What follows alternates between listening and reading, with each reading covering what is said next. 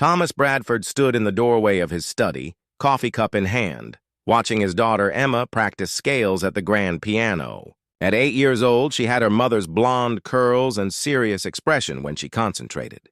3 years had passed since Sarah's death, and some mornings the resemblance still caught him off guard. Emma's fingers stumbled over the keys. She sighed, starting again from the beginning. Thomas had built his consulting firm from nothing, learning that most problems could be solved with the right planning. But grief didn't follow business principles. Neither did raising a daughter alone. The nanny helped with logistics, but Emma needed more than scheduled activities. She needed music, Sarah's gift to their family, the sound that had filled their home with joy. He'd called the conservatory 3 weeks ago, requesting their best instructor. Someone serious, professional. The kind of teacher who'd traveled to Europe, studied under masters. Someone who understood that excellence required discipline. The doorbell rang at precisely 9 o'clock.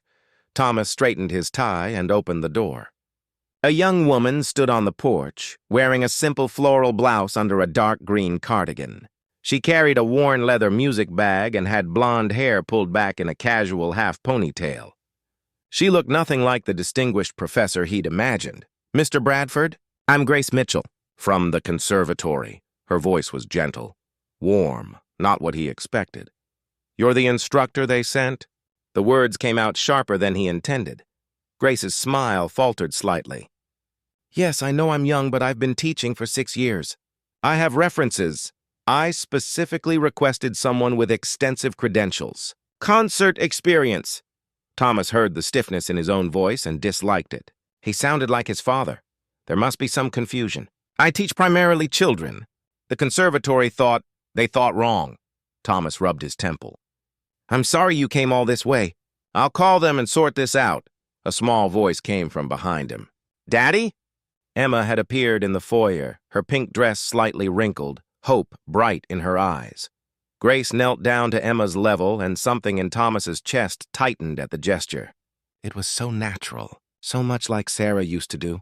"You must be Emma," Grace said softly. "I heard you practicing when I came up the walk. You have a beautiful touch on those scales." Emma's face lit up. "Really? Really? Would you like to show me what you're working on?" Thomas found himself following them to the music room, his objections somehow dissolving. He told himself he'd let Grace stay for one lesson. It would be rude to send her away immediately, then find someone more suitable. But as he stood in the doorway watching them, his coffee growing cold, he saw something he hadn't seen in months. Emma was smiling. Not the polite smile she gave the nanny, but a real smile that reached her eyes. Grace sat beside Emma on the piano bench, not correcting her posture or tapping out strict rhythm. Instead, she played a simple melody, something light and playful. "Music isn't just about getting every note perfect," Grace said. "It's about feeling, about telling a story without words." "What does this song make you think of?" Emma listened, head tilted. "Sunshine and butterflies? That's beautiful. Now play these notes and think about sunshine while you do." Emma's fingers found the keys. The notes were hesitant, but something had changed. There was lightness in her playing. Joy. Thomas set down his coffee cup carefully. The hour passed quickly. When the lesson ended, Grace packed her bag with the same unhurried grace she'd shown throughout. "Thank you, Miss Mitchell," Emma said. "Can you come back next week?" Grace glanced at Thomas, uncertainty in her brown eyes. "That's up to your father, sweetheart." Thomas cleared his throat. He'd been wrong. He could admit that. Growing older had taught him that being right mattered less than being kind. "Same time next week," he heard himself say. Over the following weeks, the Bradford home began to change. It was subtle at first. Emma humming in the morning, the sound of laughter drifting from the music room during lessons. Grace had a way of making the piano seem less like an instrument to master and more like a friend to visit. Thomas found excuses to walk past the music room. To listen. One afternoon, he paused outside the door and heard Grace and Emma talking instead of playing. "My mommy used to play piano," Emma said quietly. "I don't remember much. Just that she smiled when she played. That's a lovely memory to hold on to." Grace replied. Music has a way of keeping people close to us, even when they're gone. My grandmother taught me to play. She passed away when I was 12, but every time I sit at a piano, I feel her hands guiding mine. Do you miss her? Every day. But missing someone is just love with nowhere to go. So I put it into music instead. Thomas had to step away then, his throat tight. A month into lessons, Grace mentioned casually that she had a daughter of her own. Lily was 7, staying with Grace's mother during lesson times. You're a single mother? Thomas asked, surprised. 3 years now. Grace said it simply, without drama or self-pity. Lily's father. Well, some people aren't meant for the long road.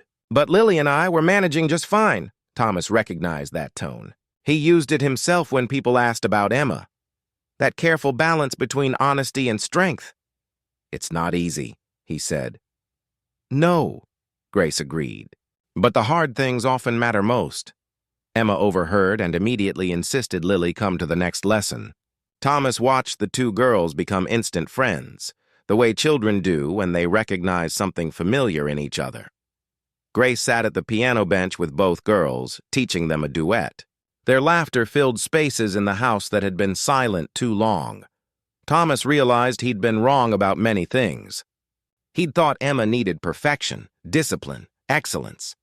What she'd needed was exactly what Grace brought: warmth, patience, and the understanding that music, like life, was about the feeling more than the flawlessness.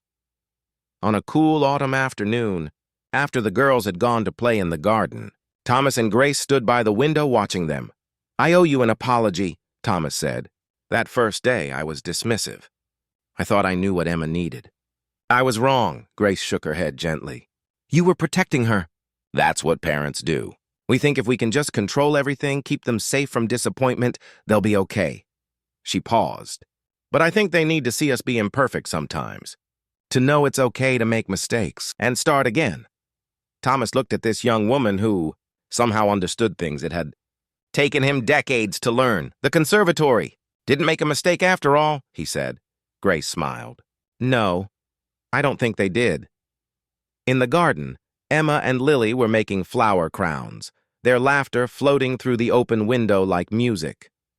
Thomas thought about wrong turns that lead to right places, about letting go of what you think you need to discover what you've been missing, about how kindness and connection don't require perfection, just the willingness to begin again. Same time next week? He asked. Same time next week, Grace confirmed, and through the window, the sound of children laughing mixed with distant piano music, filling the Bradford home with something it had been missing for far too long: hope and the beginning of healing.